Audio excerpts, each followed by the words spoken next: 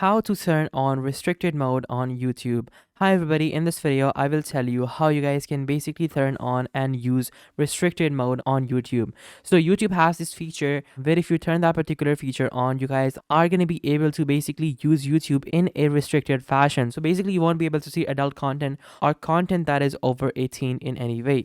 So simply click on the top right on your profile picture, and then after that simply click on YouTube. And then now once you guys arrive at the YouTube dashboard, simply click on the top right on your profile picture, then click on restricted mode over here. After that, just simply turn this on, and now you guys are not going to be able to see anything that is plus 18. So everything over here is safe to watch, and you guys can simply turn this off by simply doing the same thing over again. Click on your profile picture, click on restricted mode, and then after that just simply click on turn off, and you guys are going to be able to basically see everything that is not part. And now you guys are going to be able to see everything on YouTube without any form of restriction.